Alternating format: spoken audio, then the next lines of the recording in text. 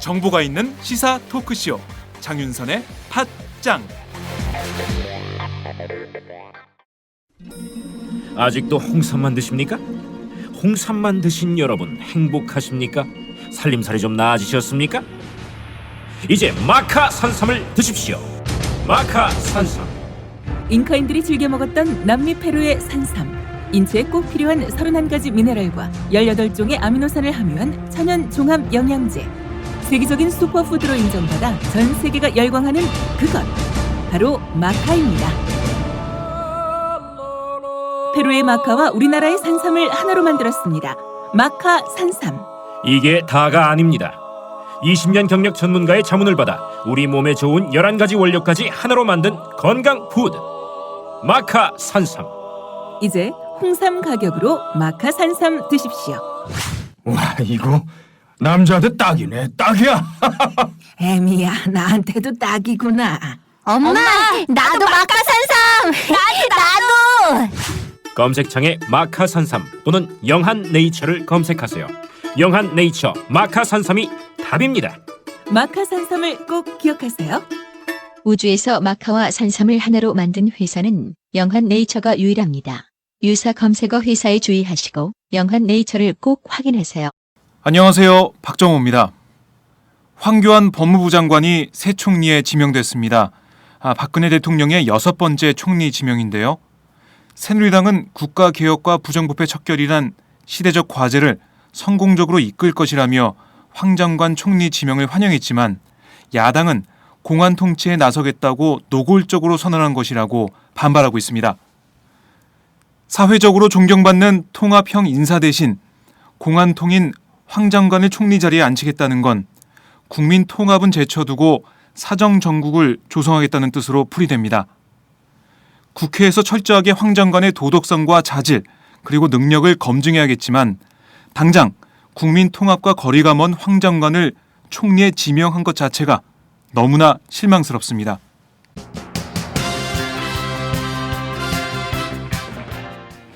오늘 팟짱은 새 꼭지를 준비했습니다. 전혀 다른 뉴스에서는 황방열 오마이뉴스 기자와 함께 반기문 유엔 사무총장의 개성공단 방문 불허에 대해 분석해보고요.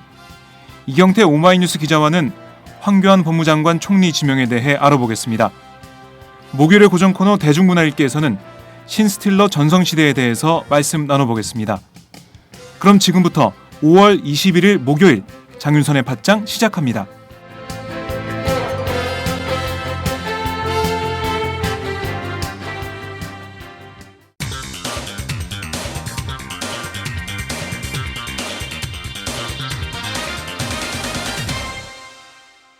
전혀 다른 뉴스.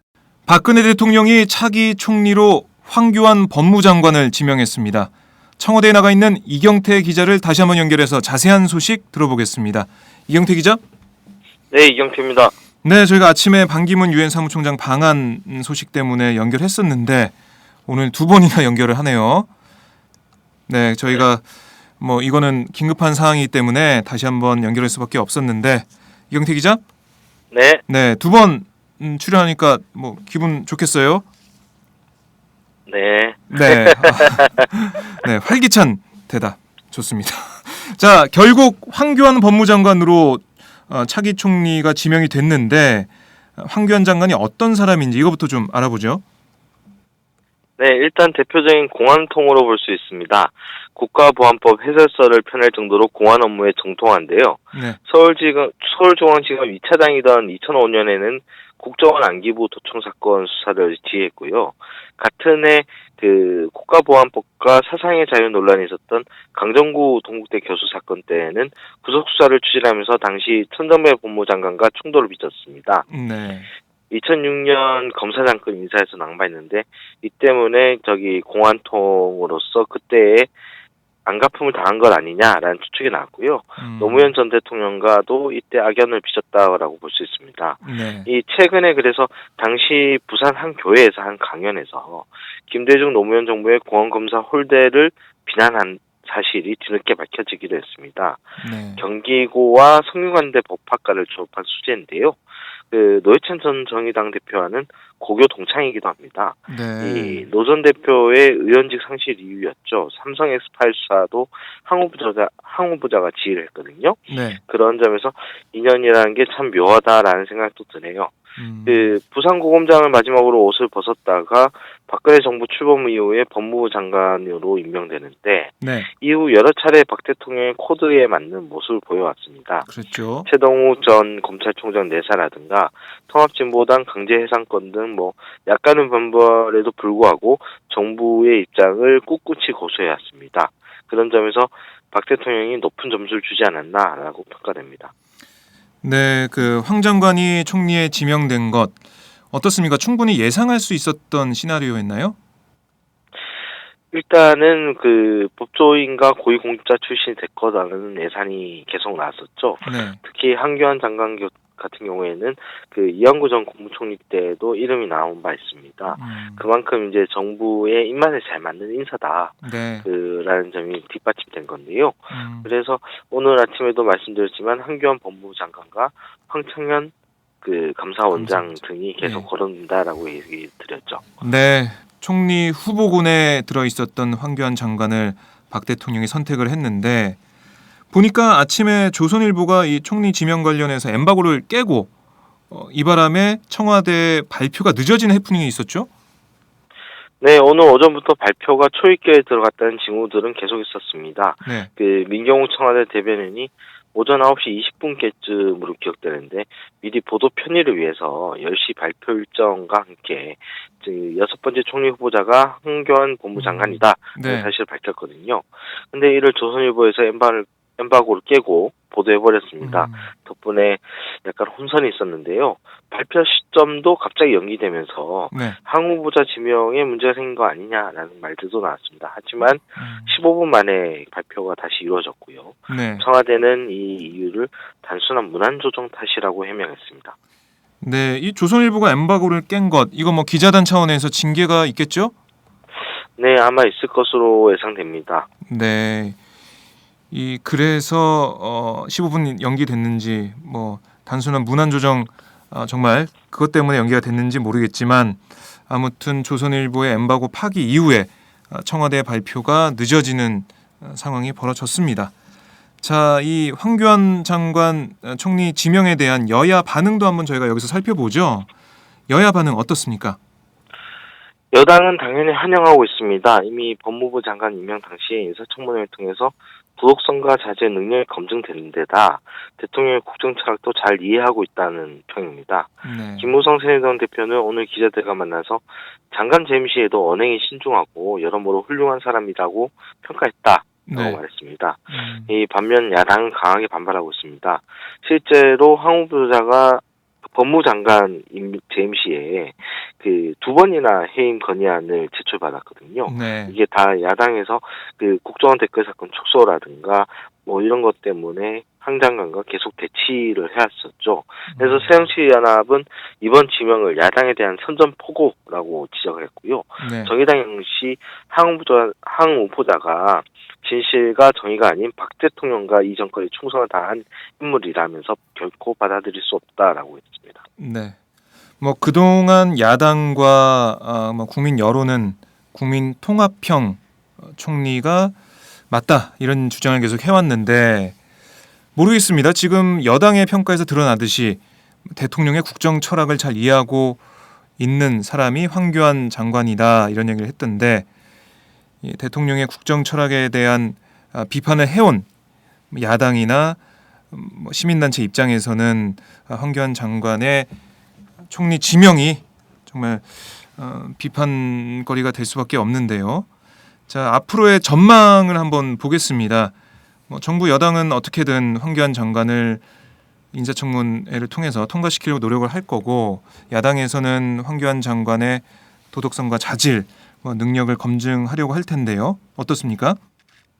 맞습니다. 정부 여당은 무조건 항지명자를 통과시켜야 됩니다. 앞서도 지적했지만 박 대통령이 6월 중순 방미 전까지 새 총리를 안착시켜야 하는 상황이거든요. 네. 그리고 공무원연금 개혁이라든가 공공금융, 교육, 노동 4대 개혁, 게다가 그 성완종 리스트 이후에 강조했던 정치 개혁, 이 굵직굵직한 사안들을 처리해야 되는 후반기에 다시 한번 총리 후보가 낙마하는 사태가 벌어진다면은 이 정권이 좀 그 충격을 감내하기 어려울 수밖에 없습니다. 네. 결국 총력전을 펼칠 것으로 예상되는데요. 야당 입장에서도 황 후보자를 쉽게 받아들일 수는 없습니다. 그러나 황 후보자가 법무장관으로서 인사청문회를 한 차례 통과한 전력이 있죠. 그래서 국민의 사퇴 여론을 이끌 수 있는 뭔가 새로운 사안들이 나와야 되는데 네. 그게 좀 마땅치 않다라는 약점이 있습니다. 네. 다만 주목해서 볼 부분은 정치개혁 부분에 대한 여야의 시각차가 될 수 있는데요. 그 야당 같은 경우에는 이 황 후보자가 공안통검사인데다가 네. 오늘 청와대에서도 정치개혁의 적임자다. 우리 사회에 적폐되어 있던 부정부패를 처리할 수 있는 사람이다. 이런 식으로 강조를 했어요. 네. 즉, 주요 미션이 정치개혁인데, 이 정치개혁으로 포장된 사정정국을 이끌겠다. 이런 식으로 우려할 수 있거든요. 네. 이 부분에 대해서는 여권 일부에서도 동의할 수 있습니다. 실제로 비박 쪽에서는 이재호 의원이 그런 얘기를 했었죠. 네. 자기 편인 사람만 쓰면은 국민에게 큰 재앙이 된다. 이런 얘기를 했었기 때문에 이런 여론을 어떻게 잘 주도해 나갈 수 있는지가 관건입니다. 네, 말씀하신 대로 황교안 장관, 법무장관 재임을 하면서 통진당 문제라든가 여러 가지 문제에 대해서 그동안 자신의 주특기 공안통 이 모습을 계속 보여줘 왔는데 이 앞으로 황교안 장관이 총리로 지명되고 나서 이 인사청문회 통과하고 난 다음에 이 전국이 어떻게 흘러갈지 정말 주목이 됩니다. 네, 오늘 말씀 잘 들었습니다. 네, 감사합니다. 네, 지금까지 이경태 오마이뉴스 기자였습니다.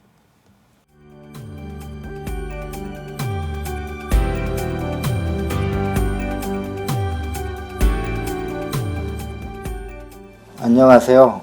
오마이뉴스 시민기자 김종술입니다. 직업기자들은 국회나 경찰서 같은 곳에 출입하는데요. 제 출입처는 금강입니다. 매일 차를 몰고 강으로 출근합니다. 그래서 물고기 떼죽음, 공산성 붕괴, 큰빛 이끼벌레와 같은 특종도 할 수 있었습니다. 혹시 하고 싶은 말이 있으신가요? 내 주변의 불합리에 분노하고 계신가요? 오마이뉴스에서는 모든 시민이 기자입니다. 저처럼 일개 시민도 세상에 말할 수 있습니다. 시민기자로 활동을 해주세요. 혹시 장윤선의 팟짱과 오마이뉴스를 공짜로 보기 민망하신가요? 매월 자발적 구독료를 내는 10만인 클럽에도 관심을 가져주세요.